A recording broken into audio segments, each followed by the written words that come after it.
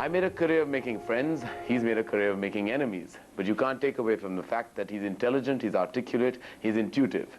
This is a year-end special for the very popular show Devil's Advocate, and I'm in conversation with the devil himself, Karan Johar. All right, so good evening. Can I begin by congratulating on your name? I couldn't have chosen better myself. Yes, I know. It comes with the territory. As I said, intelligent, articulate, witty, it all comes part of the And the all name. Karans are devils. All Karans are devils. I'm not really one, actually. Just devilish. Just one who wears Prada occasionally.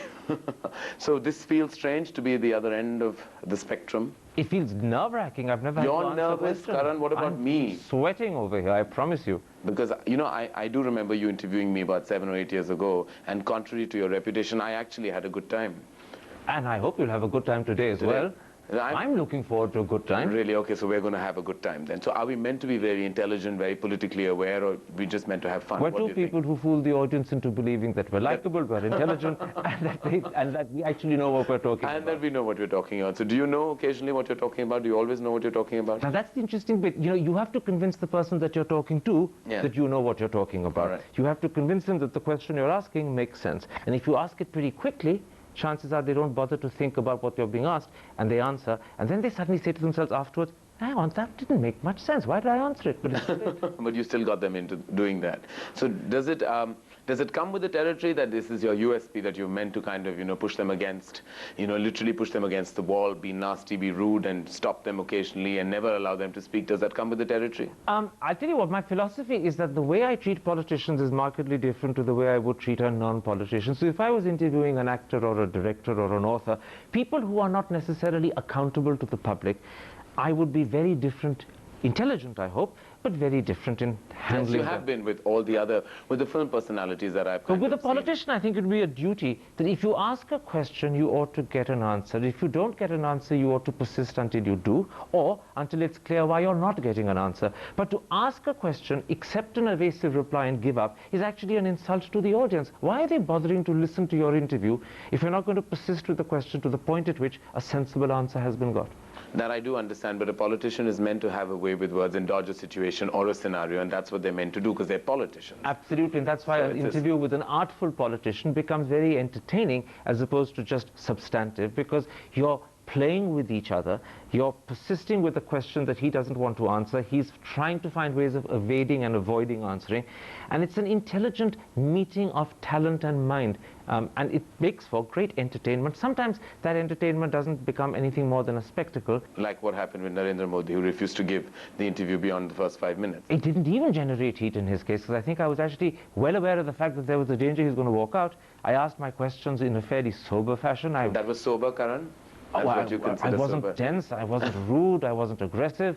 There was almost, if you look at that interview, a tone of hesitation, because I was worried he might get up and go, and he did. Oh, I didn't catch the hesitation. I did see those tapes. I didn't catch any hesitation. You didn't notice the quivering voice? No, I did not at all. That gentle smile on my lips? Doesn't quiver, Karan, and you know that. You were articulate, you were self, and you knew you wanted to just pin him down, and you did just that, and he walked out. So did it serve any purpose? You're making me into a Machiavellian devil. I mean, there's a compliment intended in there somewhere. Yeah. No, there is, totally, because I think it's an art. I do think it's an art. To make another person uncomfortable, I think is an art which I have to kind of master at some point of time. It's not an art in a drawing room, I assure you. If you do it in someone's drawing room, you're thrown out. But what happens then? That's what I want to know. Okay, he walks out. The awkwardness when the cameras goes off. I mean, that happens a lot with you, I'm sure. It's the only time that someone has walked out of an interview, and in fact on that occasion I spent pretty close to an hour pleading with him to continue. I said to him that this didn't make sense. I explained to him that I wasn't in fact attempting to embarrass him. I was simply asking a question about an image that he was a prisoner of, and at election time the Chief Minister's image is an important issue for him. After all, that's what he's contending with, and in a sense, in his case, contending against. Yes. But I failed at the end of 1 hour of persuading him. Well, he actually said to me that he was very sorry. He says, "Mera dil toot gaya." He got emotional about it. And he said to me that he would ring me the next day and apologize. And in fact, he did ring the next day, and in the course of an apology, he even said to me that he loved me very much. But I think that was just his way of being nice.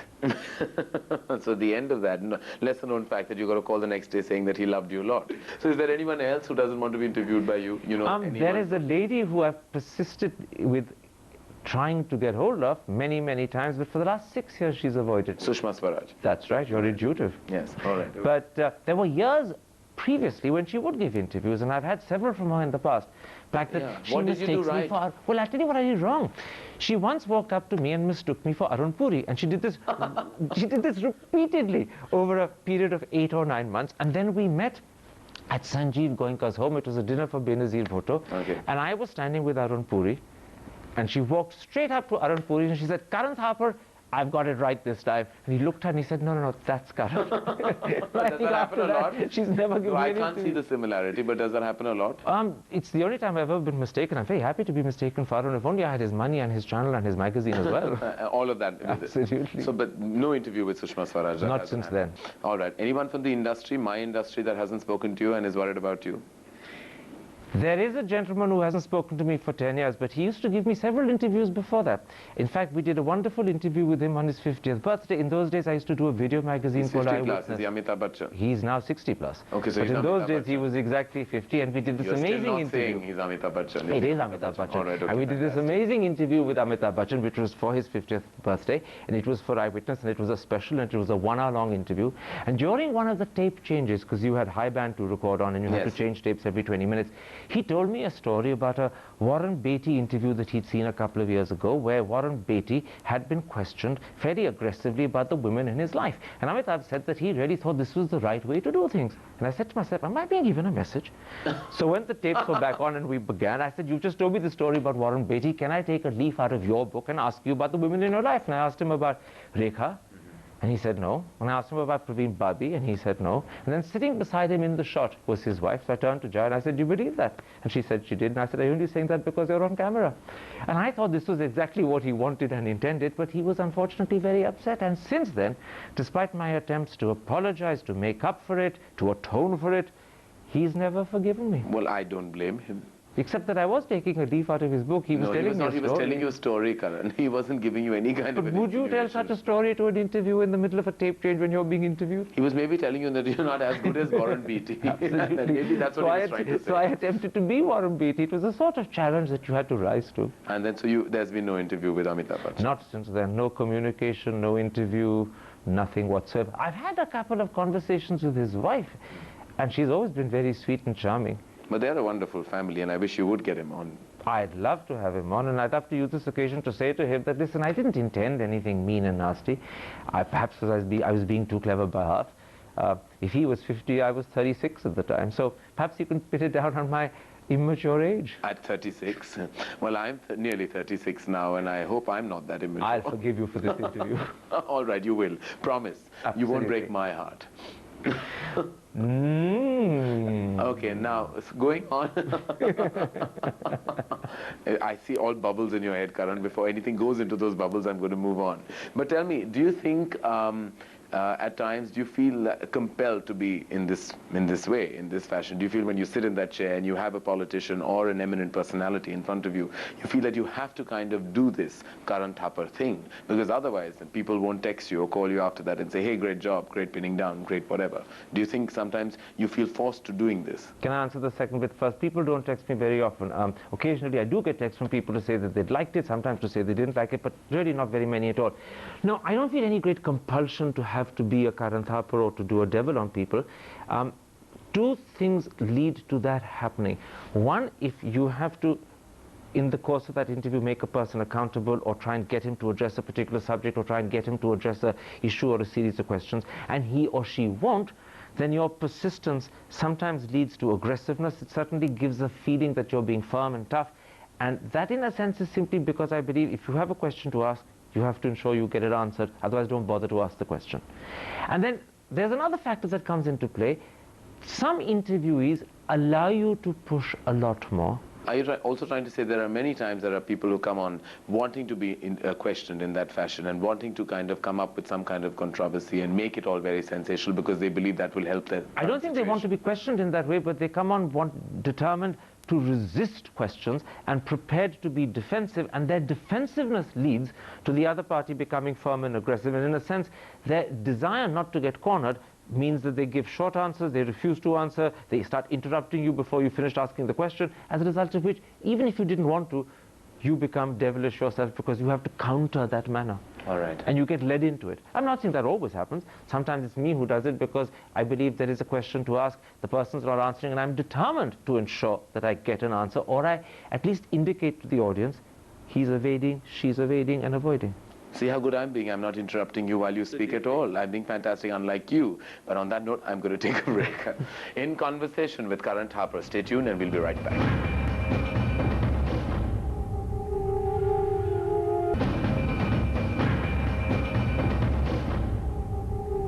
Devil's advocate, Karan Johar, but this time he's being asked the questions. All right, so we're back. Is it going okay? Am I doing well? You're doing brilliantly. All right, okay. Are you on? Do you want to take my job over permanently? No, You're very no, welcome. I don't think so. But you can take over my talk show because you're the only other person who can do it.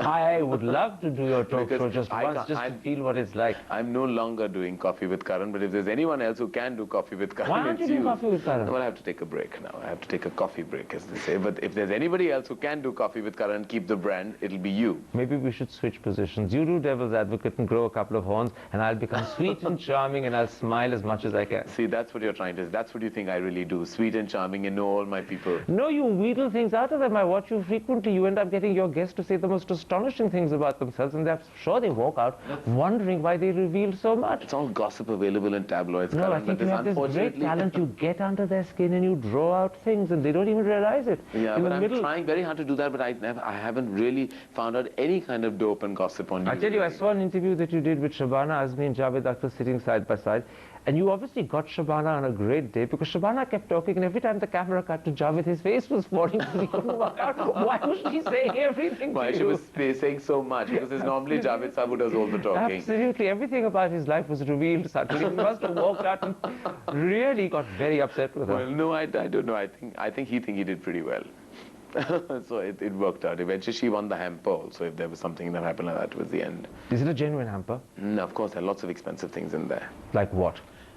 We're not going to talk about my show anymore. We're going to talk about you. So what happened? What did you do to good old Ram Jethmalani? Why did you fluster him the way you did? Now, actually, I might have flustered Ram Jethmalani on camera, but I must tell the audience that, in fact, after that was over, he was a complete and total gentleman. He said to me, let's have a drink. I said, do you really want me to stay for a drink? He said, of course. He says, we'll have a bloody whiskey. He says, that was just an act. He's a naturally Really? tempestuous, sometimes irascible individual. He gets quite worked up, but that's not anger. That's a sort of short-temperedness and a volubility, nothing more. I mean, he didn't mean any of the anger, nor did he mean it when he was saying, get out of my house. Well, he said that a couple of times. Absolutely, but he didn't mean it. And you didn't take it seriously Not either. at all. I knew he didn't mean it. You just sat there, very happy. In fact, I kept saying, please say it a couple of times more. This is the sort of thing that thrills audiences when they hear it. To get out of the house. All right, on that note, I'm going to do my rapid fire, which is what normally happens with people who come on my show. So are you ready for this? You don't normally win a hamper. I'll say a quick prayer before you begin. You're not winning a hamper, I'm just giving you your own book back. If you do well, it'll be your own book. Bless you. I'll keep looking at the picture. I'm still not giving that to you. That's only if you deserve it. If you answer well, wittily, and intelligently, then honestly, more than anything else, then you'll get your own book back. Oh, you're tempting me to actually do the opposite. I don't want that book. You want that book. Don't lie to me. You want that book. All right, okay. Even if you don't have a lot of Bollywood knowledge, as we discussed in the break, I'm still going to ask you a few. A film actor that would make a super prime minister. Amitabh Bachchan. All right. Trying to make amends, are you? All right. A film actor that will make the worst prime minister. Paresh Rawal, judging by his screen image in the days when he used to be a villain, perhaps? All right, okay. The first word that comes to your mind when I say the following. Sensex. Sex. Good. The Indian cricket team. Occasionally they win. All right. India, the potential superpower. Potential. All right. Reliance. Often reliable, sometimes not. Politics in India. A mixed bag. All right. An overrated politician. Often a successful person. No names there, Karan. Not fair. Okay. I can't seem to open my mouth. Oh, okay. An underrated politician. Quite a large number of people you'd be surprised to know. A lot of politicians I do admire, even if I don't convey that, and many of them are underrated. They don't get the credit that they deserve. Politically correct there again, because underrated would mean that they're not happening. So that's why you're not mentioning any names. Underrated means that they're not appreciated for the qualities that they possess. Well done, you should run for one of the leading parties, I think, Karan. What are you doing wasting your time on television? An overrated film star. None in my country. Ah, all right. There's definitely a campaign coming right next to you. All right, the first word that comes to your mind when I mention the following names. Mayawati. Pink. Pink, is it? All right, okay. Lalu Prasad Yadav. Hair growing out of his ears. All right, okay. Manmohan Singh. Gentle and mild. Gentle and mild. All right. Sonia Gandhi. If only she'd give me an interview. Oh, she doesn't as well? She hasn't ever. Her husband did several times, but she hasn't. She said she would give me one once, and I met her at a party, and I said, you promised you'd give me an interview. And she looked at me and she said, but I didn't say when. I said, that's the problem. All the pretty women in my life always say, but I didn't say when. And I said that to her, by the way. All right. Ambika Soni is my witness. She was right there. She was right there. All right, okay. Well, maybe she's hearing this and she's going to... Maybe she'll now say when. And if it does happen, then it's all credit to me. Absolutely. All right, okay, George. In fact, she might even intend to give it to you rather than me, but mistakenly SMS the other Karan. I hope that happens at least once. Well, some Karan gets the interview. All right, okay, George Bush. Not that intelligent. Not that intelligent would be an understatement. Just pure dumb would be more like it. Here's another one. Extremely kind to India, and we're looking a gift horse in the mouth. All right, okay, well done, Karan, okay. Your choice for the future American president, and why? Hillary, because I think it's a woman's turn. And also because you get two for the price of one. All right, okay. Your favorite interview that you ever did? With who? I think it would have to be an interview with Kapil Dev when he broke down and started crying. Not because it was such a great achievement on my part, because actually I didn't make him cry, but because it attracted so much attention and it's been talked about. And obviously as an interviewer, you want what you do to be talked about and to become So you found that a success? His breakdown was a success? But you know, there are two things I think that make for great television, maybe three. Children, because I think children are adorable no matter what they're doing. Anger, because it's riveting, which is why Ram Jethmalani worked well. And people crying. Yeah, it's mesmerizing. You can't take your eyes off someone crying. And when Kapil was crying in front of me, the one thought in my head was, I've got to make sure this continues. I can't let it stop. The worst thing would be for the man to have broken down for 5 minutes and then suddenly been very cheerful. So without wanting to appear vicious and nasty, I kept on a line of questioning that I knew in a sense would So keep we're him pretty much the fraught. same, Karan, because I do that in my movies. I like people to cry while it's going on. You like people who you're interviewing to break down as well. So actually we're quite similar in that respect. We both, our core demographic are people who cry. No wonder we're both called Karan. No wonder, something to do with the name. All right, okay. Well, who was a nightmare to interview? A.R. Rahman, because in those days he was exceedingly shy. His long answer was his short answer was Was that and most of his answer was And I remember I got musical? Well, it wasn't musical, it was perplexing, because there was a period when I got 3 answers which were and I said to him, what does mean? And he said, So that's what happened. We did so you got sounds, no words. Absolutely, there. Well, not quite, I'm exaggerating a little bit as anyone does, but we did the interview 3 times over, and then we had to sit in editing, people say, nahi, yaar, us wale ka jawab teesre mein zara lamba tha. You know, we'd go spooling to the third one and say, yep, actually it's 10 seconds longer, they grabbed that one. All right, okay, then these are choices very quickly. You have Sachin Tendulkar, Yuvraj, Rahul, Saurav, your favorite cricketer, if at all you follow cricket. I think cricket is an exceedingly boring and dull game. Yes, 11 people running behind a ball would be boring, in my opinion. But I thought maybe you had a different one. No, I have a mother who's 90 who adores cricket and thinks that she's produced a damned twit who doesn't. All right. So well, likewise, see there, we have something else. And my mother watches cricket all the time and I just don't. And she thinks you're a twit as well. Well, she always did. By the way, I must tell you, mothers only think their sons are twits when they really love them. Yes, okay, so, well, that I know. She doesn't have a choice. I'm the only one. So am I. Yeah. And by the way, after 3 daughters, I say I'm the only success. That riles my sisters. All right, okay. Your favorite actor then from whatever work you've seen, Amitabh Bachchan, Shah Rukh Khan, Amir Khan, Hrithik Roshan. Your favorite actor from whatever you've seen or observed? Probably I would say Amir Khan, because I thought as a Tapori he did a brilliant job. In Rangila? Yeah. All right, you saw Rangila? I saw Rangila. All right, well done. All right, okay. The most stunning actress, Aishwarya Rai, Kajol, Rani Mukherjee, Kareena Kapoor, best actress, stunning actress, however you choose to answer it. Kajol, because there's something about her vivacious laugh and smile that's absolutely riveting. Others may be feature by feature more beautiful, but behind her beauty, I think she has a warmth and a certain joyous character. She reminds me of a sort of naughty schoolgirl. Never she is. She's real. Yeah. You feel you can reach out to her, literally. Absolutely. All right, then, my last. Manmohan Singh or Sonia Gandhi? Both. All right, and why? I want to interview both. So far, I've had neither. All right, okay. Well, Karan, congratulations. You win your own book. Thank well you. done. And it was a pleasure interviewing you. And we just realized we had so much in common. And more than anything else, I'm just glad I got to do this. Thank you very much indeed. I'm really grateful that you came and interviewed me. All right, fantastic. And maybe you'll call me on your show next. Definitely. Will you come? Definitely, anytime. That's the deal. All right, thank you. Thank you.